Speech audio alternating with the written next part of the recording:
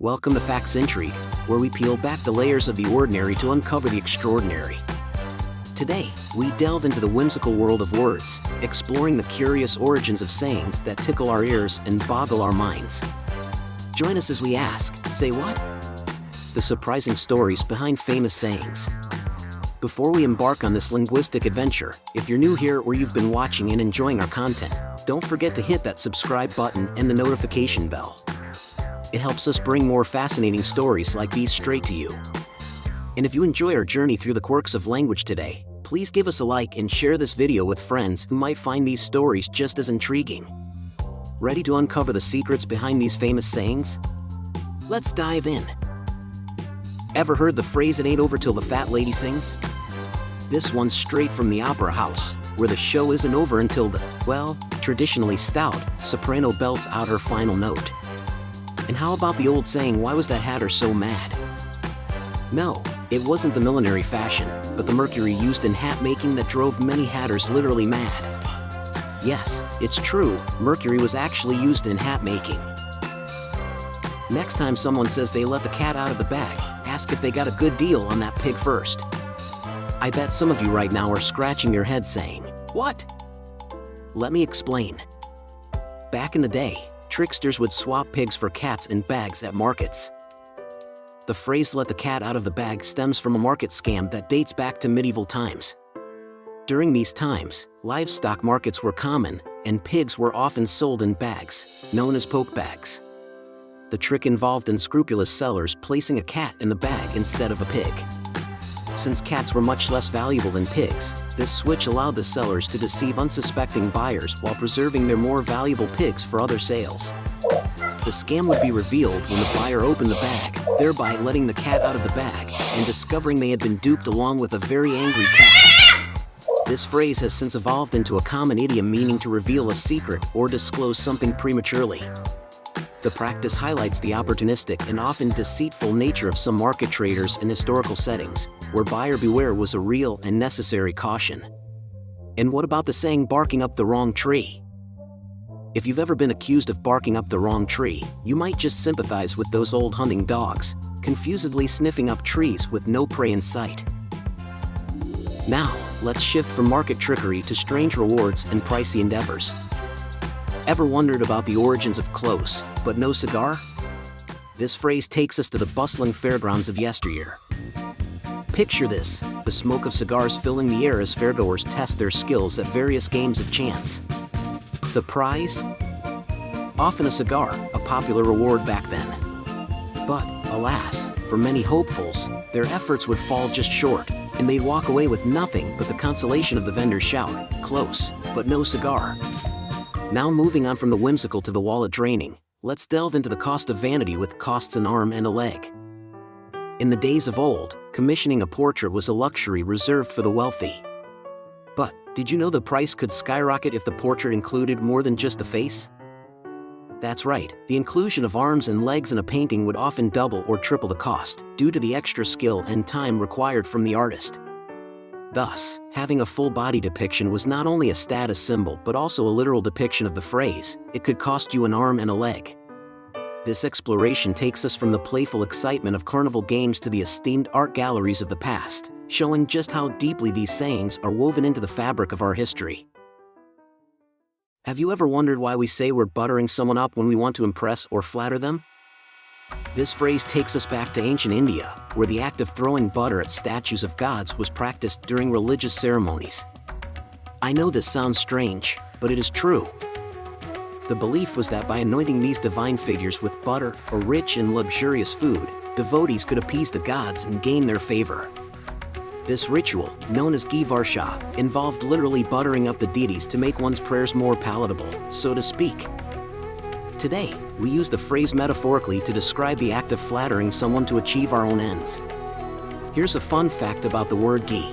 Did you know that ghee, the type of clarified butter used in the ancient Indian ritual of buttering up deities, is not just a culinary staple but also a symbol of purity and healing in Ayurvedic medicine? This golden elixir is cooked until the milk solids are caramelized, giving it a rich, nutty flavor that's highly revered in Indian cuisine. But beyond its taste, ghee is considered to have healing properties, often used in medicinal and ceremonial practices to promote health and spiritual purity. So, next time you hear someone buttering someone up, remember, it's not just flattery, it's a practice steeped in rich tradition and ancient wellness. Meanwhile, in the chivalrous era of medieval Europe, expressions of affection were not just matters of the heart but also of heraldry. The phrase "wearing your heart on your sleeve" has a particularly romantic origin, tied to the knights of the Middle Ages. During tournaments, a knight would often wear a ribbon or a scarf given to him by a lady, typically tied around his arm. This was not merely for decoration, it was a public declaration of his affection and loyalty to the lady, symbolizing that his heart was in her keeping during the joust. Thus, wearing your heart on your sleeve became a powerful expression of one's emotions being openly displayed, much like the knights who showcased their loyalties for all to see. This fascinating journey through time reveals how ancient traditions and medieval customs have shaped the way we use language to express flattery and affection. From throwing butter to donning ribbons, these sayings enrich our everyday language with the essence of historical romance and divine favor. Now, let's look at some historical misunderstandings. From the literal to the ludicrous, we encounter sayings born from historical misunderstandings. I am sure many older adults have heard the saying, "bite the bullet," a phrase used to describe facing a painful situation without complaint, traces back to battlefield surgeries before anesthesia, where soldiers literally bit bullets to endure pain. We explore the grim reality of this saying and how it's evolved into a metaphor for grit and resilience. Can you list in the comments below one of your favorite sayings? Also, if you have not yet subscribed, we invite you to join our channel. It lets YouTube know that our channel has value, and we would love for you to become a part of our Facts Intrigue family. We thank you for being so kind. Now back to the video.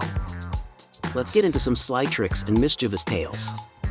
Ever felt like someone was pulling your leg? This phrase might conjure images of playful jests, but its origins are far more cunning.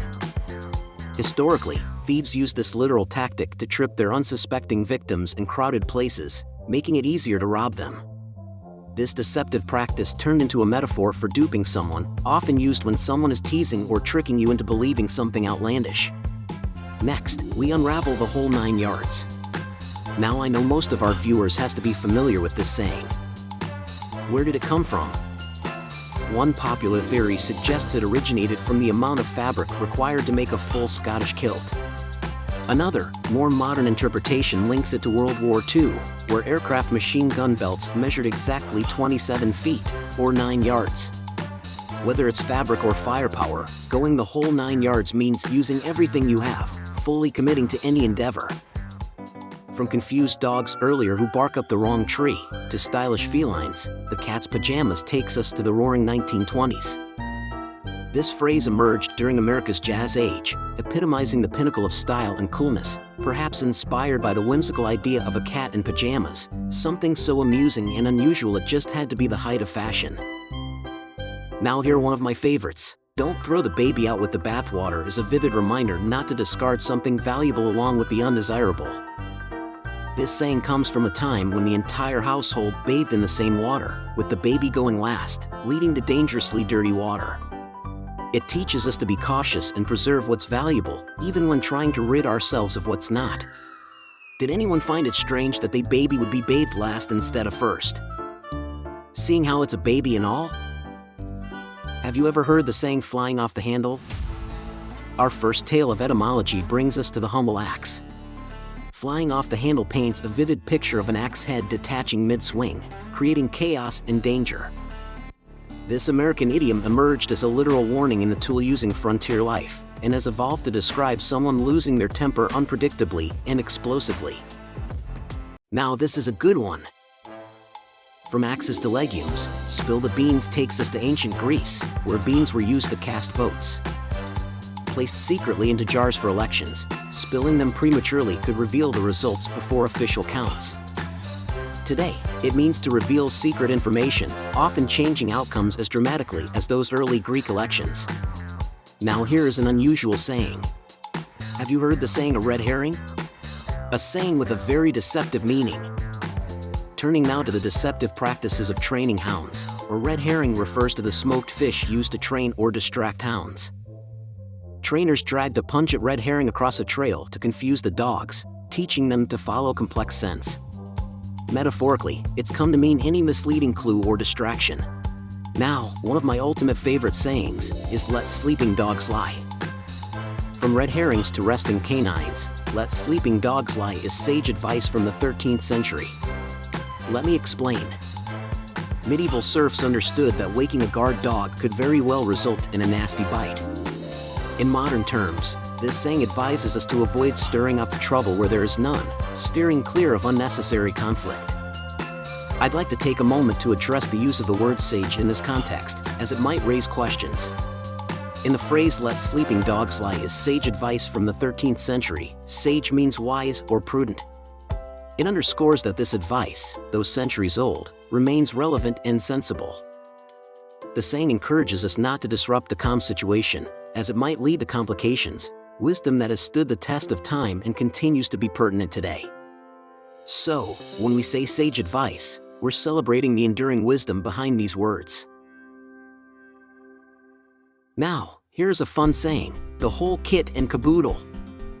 Our next phrase, the whole kit and caboodle, springs from the chaotic vibrancy of English. Kit, from an Old English word for a small vessel, and caboodle, derived from the Dutch bodel for property, and were combined in American vernacular to mean everything one owns, bag and baggage, all included. Journeying into the logging camps of colonial America, loggerheads, emerges from the brutal tool known as a loggerhead, a large iron ball on a handle, used both in shipbuilding and in brawls. This term evolved to mean being in intense dispute, mirroring the fierce and stubborn fights of early American loggers. Next, have you heard of the saying "resting on laurels"? Now, let's take a moment to visit ancient Greece again, where victorious athletes were crowned with laurels. Resting on laurels initially embodied honor and triumph, but has since transformed into a caution against complacency. Now, have you ever wondered about the peculiar expression "it's raining cats and dogs"? This phrase may stem from the Norse mythology, where cats symbolized heavy rains and dogs were associated with the storm god Odin. Another theory suggests that during heavy storms in 17th century England, deceased animals washed down the streets, leading to this vivid metaphor for torrential rain. And how about steal someone's thunder? From resilience to rivalry, steal someone's thunder has a theatrical origin. In the 18th century, playwright John Dennis invented a machine that mimicked the sound of thunder for his play. When the play flopped, and his sound effect was used by others, Dennis lamented that they had stolen his thunder, giving rise to this expression of usurping another's idea to gain the spotlight. Go the extra mile. Next, we consider go the extra mile. This saying has biblical roots, originating from the Sermon on the Mount, where it is said, "And whosoever shall compel thee to go a mile, go with him twain." Used initially in the context of Roman soldiers compelling locals to carry their gear, it has evolved into a metaphor for doing more than what is required or expected. Apple of my eye. In a more tender turn, apple of my eye refers historically to something one cherishes deeply. Originally used in ancient texts, including the Bible, to denote the central aperture of the eye, the phrase grew to symbolize that which is treasured most, reflecting both preciousness and visual importance. Onto a cooler expression, cool as a cucumber. Documented in poems from the early 18th century, this phrase likely derives from the observed coolness of the inside of cucumbers, an analogy used to describe someone who remains calm and composed under pressure, maintaining their cool in heated situations. Butter wouldn't melt in his mouth. Speaking of cool demeanors, butter wouldn't melt in his mouth is used to describe someone who appears innocent and calm, but might be hiding something more cunning. This idiom plays on the image of someone so cool that even butter placed in their mouth wouldn't melt, suggesting a demeanor that belies their true intentions. Achilles' heel. From deceit to downfall, Achilles' heel references the Greek myth of Achilles, who was invulnerable except for his heel. It's come to represent a point of weakness in an otherwise strong entity. This phrase embodies the universal theme of vulnerability, reminding us that everyone has their weaknesses, no matter how mighty they appear. Catch-22. Turning to modern literary origins, Catch-22 comes directly from Joseph Heller's novel of the same name, defining a paradoxical situation from which there is no escape because of contradictory rules. It has since permeated our language, describing any no-win situation, a testament to the power of literature in shaping language. On tenterhooks. on tenterhooks refers to being in a state of suspense and anxiety. This saying originates from the textile industry, where freshly made cloth was hooked onto frames called tenders to stretch them. Those waiting for the delicate process to finish might feel the tension metaphorically, akin to the cloth's literal stretching. Now onto the saying, to throw in the towel. This expression comes from the world of boxing, where a trainer throws a towel into the ring to stop the fight, signaling surrender. Originating in the early 20th century, it now refers broadly to giving up or admitting defeat in any endeavor. Have you heard of the saying to turn a blind eye? Derived from a famous incident involving Admiral Horatio Nelson, who held his telescope to his blind eye, claiming not to see the signal to cease fire. He continued fighting and won the battle, leading turning a blind eye to mean knowingly ignoring undesirable information. Jump on the bandwagon. In the mid-19th century, politicians would parade through streets with music bands to garner support. Those who hoped to benefit from a politician's popularity would jump on the bandwagon. Today, it means joining a growing movement in hopes of sharing in its success. Run amok, from the Malay word amok, which describes the frenzied soldiers of the Malacca Sultanate who, under the influence of opium, would engage in reckless, murderous rampages. Now, it commonly describes wild or erratic behavior. Now onto spitting image. Originally spit an image. This phrase suggests that someone is so similar to another that they must have been spat out as a perfect replica.